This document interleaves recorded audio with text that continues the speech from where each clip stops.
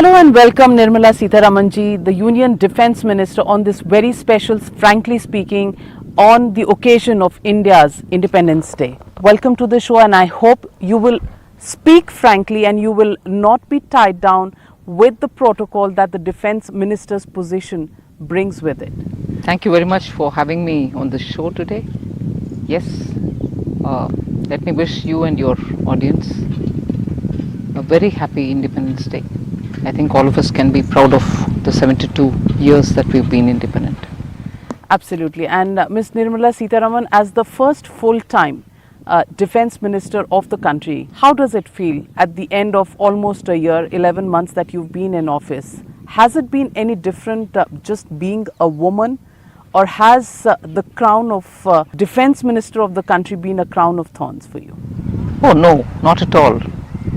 I've had a very challenging and absolutely interesting time, and I'm indeed very grateful to the Prime Minister for having given me this opportunity to serve the country under his leadership, and above all I think for the trust that he's invested in me for taking up this responsibility.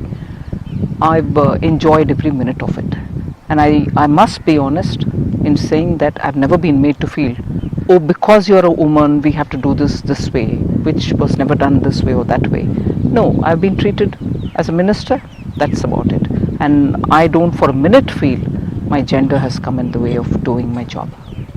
Even when you go to far out locations as the Raksha Mantri, when you're surrounded by the forces in many areas where it's virtually been a no-go area for women, you still feel there is no gender bias as far as women are concerned? No, absolutely no gender bias. In fact, I've felt absolutely at ease and didn't have to think about my gender at all, but got going with the work. So there's no part of this country under the defense set of things that I felt odd or strange. On the contrary, I'm made to feel at ease to do my job. So gender has not been an issue. It wasn't before, but even more particularly now, it's not now. So Nirmala ji, how does it feel when from within you have the support, but from the opposition you get called a liar maybe several times a day? In fact, I was just going through my research, and there are about 26 tweets that Mr. Rahul Gandhi has put out on the Rafale deal alone. All 26 of those tweets highly critical of you, the Prime Minister Mr. Narendra Modi, and your government for having gotten into this Rafale deal.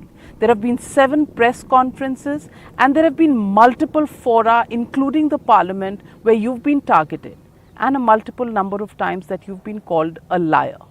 So Ms. Nirmala Sitharaman, would you accept being called a liar and yet not be willing to share the details of the Rafale deal, the price which is so often asked from you? You've brought in a lot of things into this question. First thing, I want to state this up front. This matter is now a part of a privilege motion which the opposition has moved against me and also against the Prime Minister. It doesn't sound very well when somebody keeps calling you a liar, but a man or a woman may lie, but documents don't. I'm speaking based on what the documents are speaking out. Agreements signed during UPA's time, agreements signed during our time. Putting all that together, I have revealed, and before me the previous Raksha Mantri has also in November 2016 revealed the basic price, and again in 2018 we've revealed the basic price. For a government, then government, having not signed a deal, I would like to remind the opposition again, what is that comparison that you're making of the price now, the price then? You had no deal signed. And let me for a minute put the gravity before you of the sense of urgency with which this whole thing had to be dealt with the moment in 2014 this government was formed. The 10 years under UPA, the number of squadrons with the Air Force started depleting from an ideal position of 42. It came down to 33 by the time it was 2015. So if that is the level at which the depletion was happening, what big deal is it for you to go on telling me we had the negotiations, we wanted 126, we wanted that to be produced also, many of them be produced in India through HAL and so on. When end of the day you left the government without procuring, without placing the orders, without finalizing the contract. So is there a sense of responsibility and sense of appreciating the urgency with which you have to get this deal going through? Is it just toil and negotiation, and end of the day you just go out saying sorry we couldn't make the deal? I am astonished at the opposition parties' stance where they don't think it is necessary for them to explain to the country as to why they allowed the Indian Air Force to suffer with a depleting squadron. Is negotiation the process going to give them a solution, or is getting the aircraft going to give them a solution? They don't arrive at a deal. And when we do, and in a transparent process, in the sense through an intergovernmental agreement, they come to mislead the country. So Congress's Vice President should be told. He's the president now. Sorry, yes, he's the president. You're right in correcting me there. Congress's president must be reminded that for a government which went out after 10 long years without an agreement to raise questions and without foundation, without basis, keep calling people liars. After all, he is the very person who tore his own prime minister, meaning country's prime minister, but derived from his party, Dr. Manmohan Singh's ordinance, even as the prime minister was outside this country. So, political courtesies aside, we know what it means. Ms. Nirmala Sitharaman, you said that the depletion of the Air Force squadrons was one of the reasons why you hurried with this. Can you explain the hurry that this matter was not even discussed in the Cabinet Committee of Security? That's the charge that is made against your government. Can you respond to the charge that is also made that there are different explanations that come in? The former Defence Minister, Mr. Arun Jaitley, who calls it an issue of national security, which is why price cannot be disclosed. You refer to the secrecy clause, which is why the price cannot be disclosed. Why are there shifting stances? Not at all. Why is one a national security issue, the other becomes a secrecy clause issue, the third becomes a Cabinet Committee of Security being bypassed? Why this hurry? Navika, I must tell you, the Cabinet Committee was not bypassed. When the Prime Minister went to Paris in 2015 April, he just initiated the talk on whether France would be interested in dealing with India's request for Rafale. That's what you may equate to an expression of interest. I'm not using the terminology in the legal sense of the word. It's more like expression of interest. But actually when the agreement gets signed in November of 2016, nearly 16-17 months after the visit to Paris by our Prime Minister, in August of 2016, the Cabinet Committee on Security gives its approval. So the CCS has not been bypassed. It has the permission and the clearance has been obtained. But to tell us that even as the Prime Minister would go to France, he should be getting the clearance from the Cabinet is not warranted. So where it is required, he has obtained the Cabinet's approval. So that's one thing. Second, there is no shifting of mileposts when Shri Arun Jaitley refers to the secrecy clause or anyone else says national security. It is a matter of national security. It is a matter of secrecy also when over and above the basic price of the aircraft, the India-specific additions that you're making to the Rafale purchase, the weaponry that you're putting onto it, the avionics which goes with it, all of which gets covered under the secrecy. And as you may appreciate, all of them also matter as information for our enemies too. So no good disclosing them.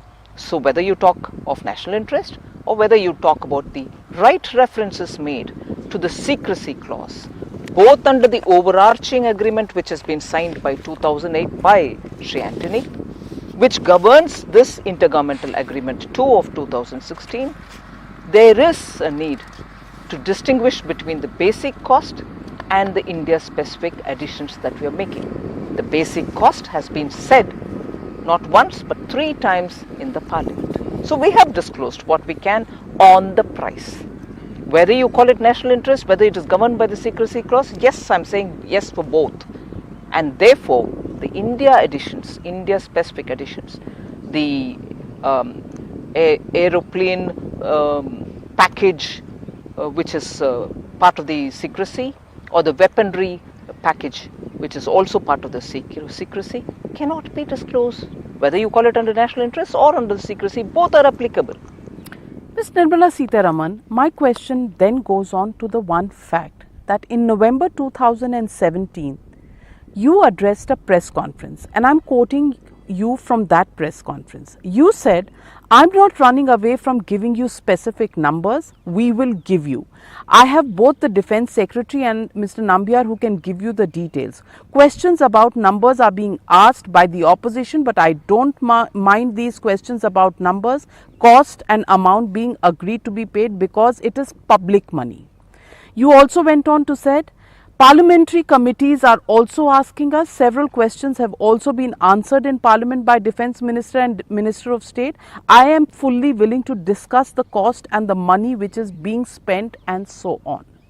Why did you make this statement and then not fulfill what you said as the Defence Minister of the country, that public money is being used and therefore the country needs to know how much has been spent on these 36 Rafale aircraft?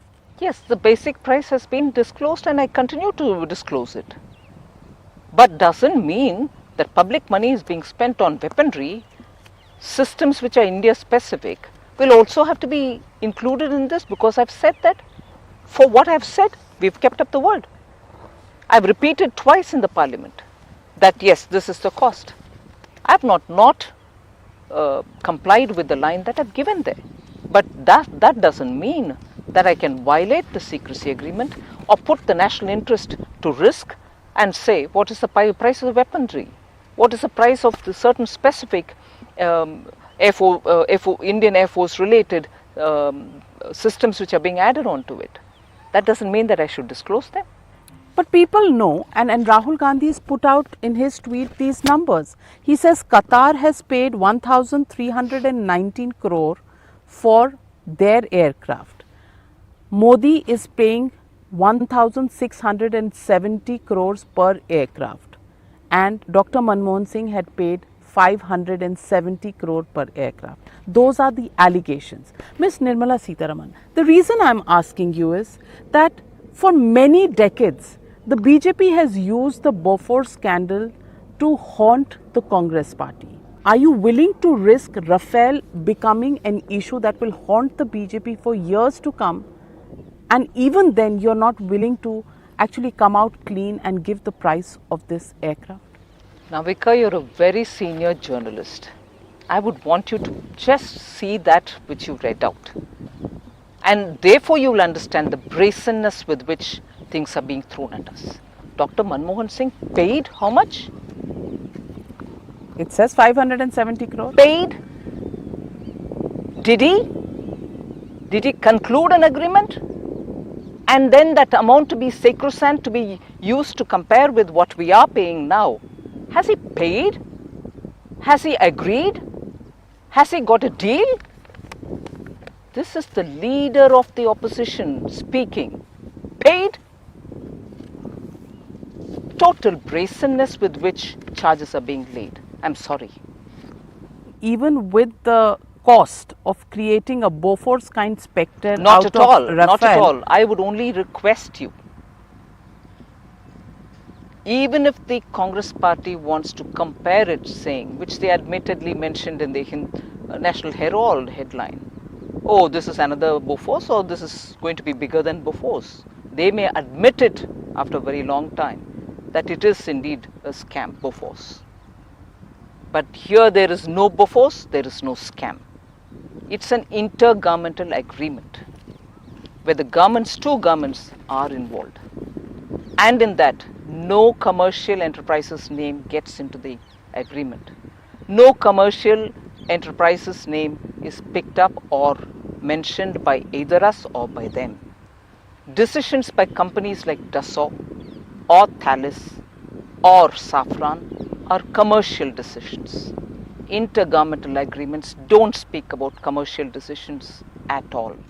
But Ms. Nirmala Sitharaman, I want to ask you, how does, and that's the charge of crony capitalism that's been put against you, your Prime Minister and the government, which is that Anil Ambani's company actually registers itself 12 days before this deal is signed and then gets the offset deal with Dassault. Now, all of this is happening without the blessings of the government. You want the people of this country to believe that? Yes, absolutely. Because blessings is a rather convenient word. Offset obligations, when fulfilled, will have to be notified to the government. Till today, none of them, and legally they are allowed that kind of time. Legally, I have not got the notification from any one of them or claim from any one of them to say they are fulfilling their obligation, offset obligation, by entering into a contract with so and so or buying something with so and so. There's no such information claimed by them as yet. So how would I know with whom they are going for an offset obligation fulfillment? If they choose 1, 2, 3, 100, 75, 60 companies, they are welcome to do it. And it is only when the offset obligation is getting fulfilled or a year before that, they can let us know as to they've gone with a particular company for a joint venture, or they've gone with a particular different company for buying a product or a component. None of this claim is made by any one of them. And also, again, there's also probably discussion with DRDO, which is a government agency, Defense Research Development Organization, with whom also there could be something coming up. So not till the offset fulfilling day comes or when the claim is made, can I officially say, yes, the offset is being fulfilled by ABC. It can be joint venture for investment, it can be buying of a commodity or a component from somebody else, or it can be a service obtained from a different agency. So they have to let us know. Nirmala Sitharaman, let's put this in a political context. You've been in the run up to the 2014 elections a front runner, front shooter spokesperson of the BJP at that time. If something like this had come up on the Congress's front, and you've done several press conferences that I can recall from the BJP's podium, taking on the scandals and scams of the UPA government. If something like this came up, if you were in opposition, wouldn't you have torn up the government of the day when a contract is signed 12 days prior to a government to government contract that is signed? The offset clause goes in favor of the Reliance, and this is not something that I'm saying alone. These are charges made by Mr. Rahul Gandhi in various, and he in his various tweets has even put out the entire brochure that the Reliance company has put out in its deal with Dassault. So I'm saying, wear your hat, go back to the days when you used to wear that hat and say that if something like this comes into the public domain, wouldn't you have done exactly what the opposition is doing today, Mr. Rahul Gandhi is doing today? No, I wouldn't have done exactly the way Rahul Gandhi is doing it now, because I would have done my homework. And none of my allegations, please do go back and recollect anything that I've said. I do it after I or my party does consider speaking out with allegations after doing our homework. Dr. Manmohan Singh paid wouldn't be one of the things I would have said if our government went out without concluding an agreement. That's one small example that I'm taking. Offset guidelines have existed even during UPA time. They know how it works. No, because in the last 4 years, in spite of their desperate attempts, they are not able to pin down this government for any small or big corruption. They think because it's defense, because the defense world under their leadership has always lived with middlemen in the corridors of the power centers in North and South Bloc. They think this government is also probably likely doing the same thing. It's a sad state of affairs that they've not understood how Prime Minister Modi runs his ministries or the government. There are no middlemen, there are no dalalis, and therefore, coming to defense, they think, oh my God, how is this happening? So throw it at them, let them keep going, explaining to the people, because defense has become such a world where people think without commission, without some kind of underhand dealing, things can't move. No, things can move open and transparently.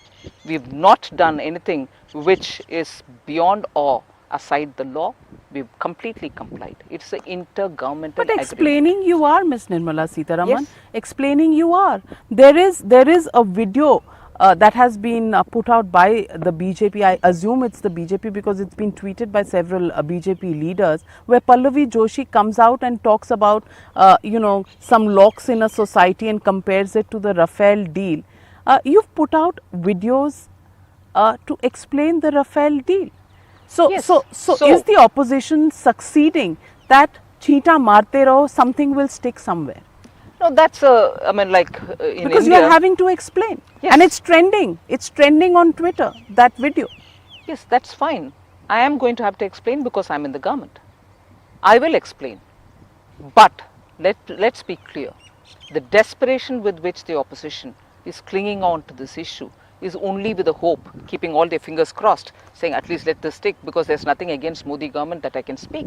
Otherwise there's no issue at all. So they're trying to do it. But facts will confront them. The irresponsibility with which figures are being thrown up as though they have done their homework. Absolute baseless allegations.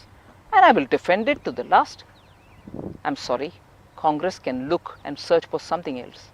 There is nothing here that they have to be talking about.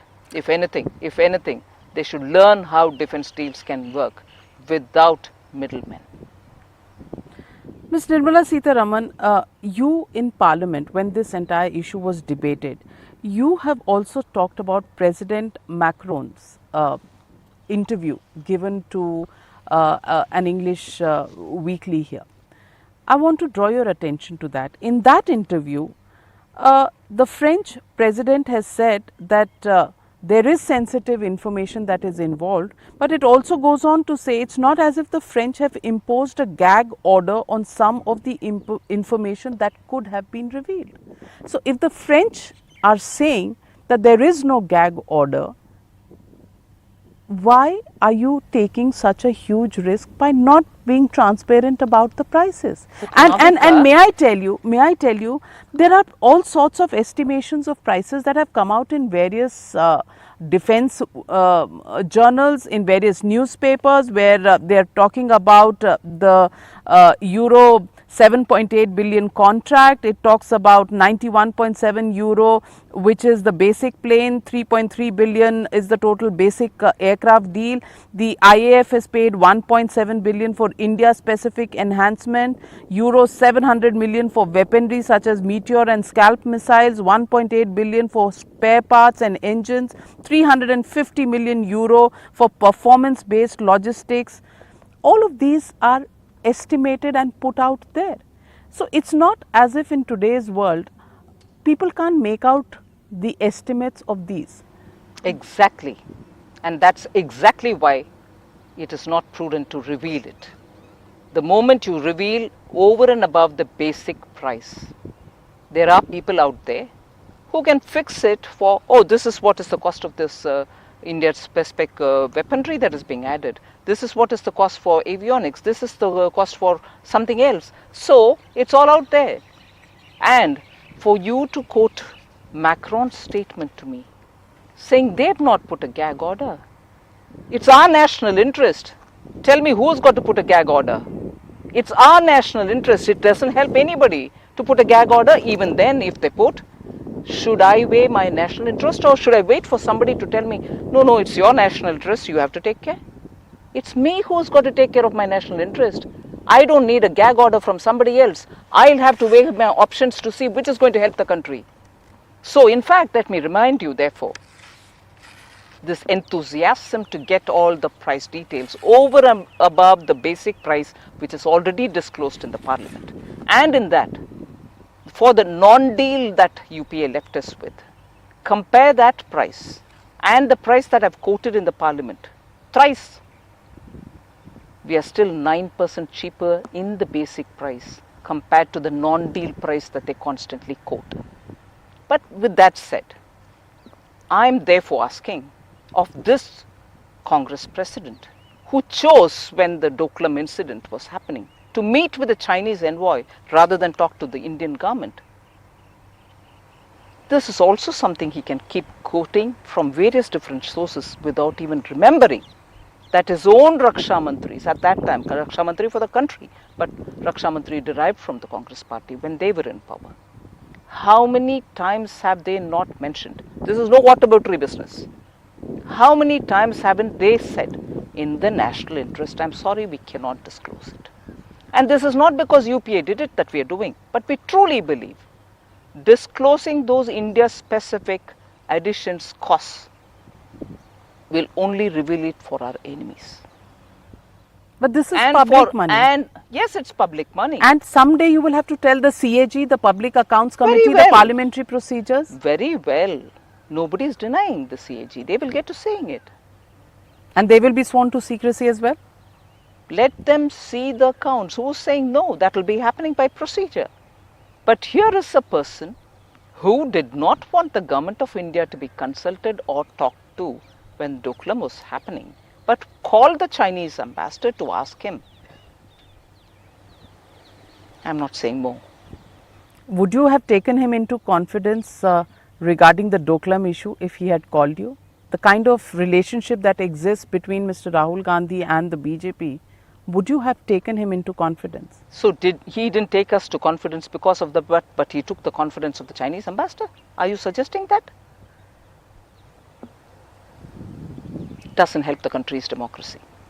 Ms. Nirmala Sitharaman, I get where you're coming from as far as the Rafale deal is concerned, and there are several questions that have been asked. My question is that questions are not only being asked by the opposition, questions have been asked by some of your own members of parliament. Naresh Agarwal has asked a question. There are questions that have been asked by other MPs in your own party on the Rafale deal. Do you think all of these are politically motivated? Well, see, once I've given the price of the basic aircraft, we've done that in Parliament November 16, and we've done that in February and March of this year too. Now, questions on Rafale are not just on the price alone. There are questions which are being asked. Is he the offset partner? I wouldn't know officially till such a time somebody claims. There are questions which, did you not prefer the HAL? I can answer that too. In fact, if anything, I would ask the question of the Congress party. Your love for HAL, the noise that is being made now is, oh my God, HAL has been ignored. The negotiations during their time with HAL did not even progress. And if there was more interest in HAL, why didn't they sit with the French and talk it out? French meaning the company, and talk it out to see what is deficient about the HAL's offer, what can be done to improve it, and how we can ensure that HAL indeed gets it from them. They didn't do any of that. But today they are, oh my God, champions of HAL. Leave all that. If they really had the love for HAL at least the LCA production could have been increased. 40 LCA orders were given between 2006 and 10 and 11, I think, but only 9 LCAs have been supplied to us from HAL. At least that reality should have made the UPA to sit up and say, we've given them orders for 40. They are only giving us 9 in a matter of about 5 years. What's wrong? Can we increase the capacity? Did they apply their mind on that? No, they did not. Whereas we have done that. We have not only added 83 more LCA orders for the HAL. Light combat aircraft. Yes. So we have not only increased the order for HAL, but also have given them every additional requirement in order that their production gets scaled up, so that the 83 and the earlier 40 which was given all get served in a reasonable time. If you're going to be producing only 6 a year or 8 a year, imagine how long it's going to take for them to supply. If you genuinely had that love for HAL, you could have increased their capacity, which is what we've done. We've already scaled it up to 16 per year. And we are quite actively engaged with HAL to make sure that their production is scaled up. So for the love of HAL, UPA, Shri Rahul Gandhi doesn't just help talking.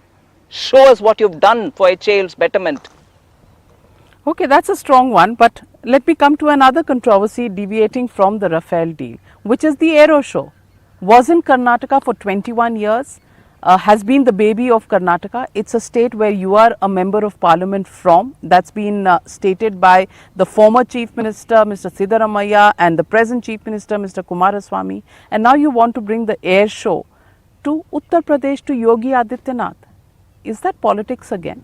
First of all, Navika, I don't think we've taken a call as yet on the Air Show. One. Second, yes, you're right in saying Bangalore has held splendid air shows since 1996, and the entire aerospace industry's capacities, many of the startups, all of them benefited from it, no doubt. I'm an MP from Karnataka, and I am conscious every minute of my responsibility as a member of parliament to that state. I should also here draw your attention, as much as I did when I was seated next to the Chief Minister and speaking, the day when I went there to clear defence land requirements for the infrastructure development of Karnataka. Bangalore city had 11 different projects which all waited for defence land, small bit here, small bit there to be given. But they were fantastically. Some bridges which were hanging in the air because they commenced from somewhere, but they had to land in some defence land. And the bridge construction happened. The state government was run by the Congress. And before that, even the centre, UPA was in power. Not 1 inch of the defence land for infrastructure development was given to Bangalore city, leave alone the rest of Karnataka state. I worked together with the state officials, with my officials.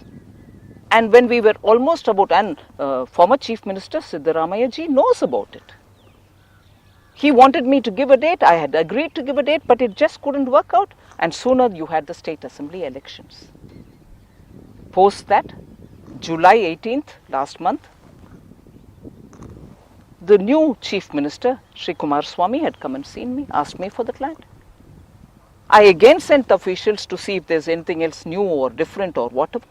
Officially, both of them sat together and we went, and for the sake of Bangalore city, 11 different sites where they've gone ahead constructing bridges, waiting for land, defence land to be given. We had cleared it. I'm an MP from Karnataka. I don't forget that for a minute. But the Aero Show will be out. But, as I said, I have not taken a call on the Aero Show yet. Let me also put it before you, and this I said before the Chief Minister. So many different states have been asking. Not because they want to deny Bangalore, but saying Bangalore has had it from 1996. Could we also benefit from having this show, which once in 2 years can go back or go to a new place? But luckily for Bangalore, since 96, it's been on continuously. Now many other states are also aspiring. There are many other states which are aspiring to have one little bit of that central, big show which happens. So that's the picture I want to put before you, saying we have not taken a call as yet. Ms. Nirmala Sitharaman, let's get to the question of the defence preparedness. There have been reports in 2014 and 2015 which have said that 68% of the stock that is there with the army and with the forces is actually vintage category equipment. And the defence forces have got 76,765 crore less than what they had actually asked for. I'm asking you, is our country prepared for a war on two sides with the kind of ammunition and equipment that we are talking about? First, I'll request you not to compare it with what demand is there from the three forces, saying they've asked for this much, but maybe you're not giving that much. Maybe we won't be able to give that much. Not just our government, any other government also will look at the priorities with which a wish list is presented before you, and there are several revisions and reiterations which happen in that. Sometimes they come back to say, all right, we've rationalized it, can it be a different proposal? So that has to be kept in mind. But as regards the ammunitions and archaic weaponry that has been there, we are phasing them out gradually, and that is on the priority list which the three forces make for themselves, saying this is more archaic, please get something else quickly. Towards that, differentiating between the capital expenditure and the revenue expenditure, we've made sure revenue procurement will no longer be coming back to the ministry, it will be given to the vice chiefs of the three forces. They at their level can go ahead keeping ops requirements, preparedness in mind, and buy everything quickly, and that will probably take away the time consumed in procuring and waiting for the supplies to come. That has actually paid off, and today in fact I'm glad to say that very critical but small thing, very very critical, like things like bulletproof jackets, we've initiated the process and they are getting supplied. So I am conscious of removing those archaic equipments at the earliest. Budget is not being used as an excuse to say no, we don't have the money. If it is critical, we are going ahead with it. And the finance ministry, I am very grateful, has said that even at the RE stage, if there is a requirement, they are willing to consider. So it is going on. Ms. Nirmala Sitharaman, 72 years of India's independence. Today, Jammu and Kashmir, which is the major flashpoint whenever we see for our defense forces, for our armed forces, which are working there under very, very, we can say, trying circumstances. In Jammu and Kashmir, do you think situation is likely to be better under governor's rule now? Do you think the situation was better? And how do you feel when there are police cases that are foisted against the army men, when there are opposition leaders who call the army chief Sadak Ka Gunda? How do you deal with all of that and the morale of our Jawans right up to the senior most representative, the army chief himself? How do you deal with that, and what would your message to them be today? Well, as regards Jammu and Kashmir, the focus now is the peaceful conduct of Amarnath Yatra, which started end June 2018 and likely to go till 26th of this month. That's not to say that we are not doing other things. The border are being guarded as much with alertness as before.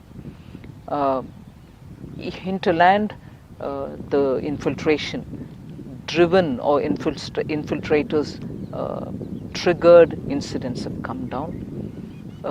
Only in June, I think we eliminated about 8 terrorists. Almost every day, we are making sure that terrorists don't gain an advantage. The army, together with the central armed police forces, are working together like never before. There's been a good coordination between J&K police, the CAPFs, the Armed Police Forces, Central Police Forces, and the Armed Forces. And because of that wonderful coordination which is between the three, we are able to keep many of these attempts completely ineffective, in the sense we are foiling the attempts of many of these infiltrators. And infiltrators at the border are being mercilessly eliminated. We are not entertaining, even by accident, any such a thing to happen. Of course, the attempts by the enemy are on and it's continuing. The ceasefire violations are reported instantly. We are dealing with them straight away. So I can only say the attempts at the borders are being replied adequately. Inland, the coordination between the three forces has resulted in better intel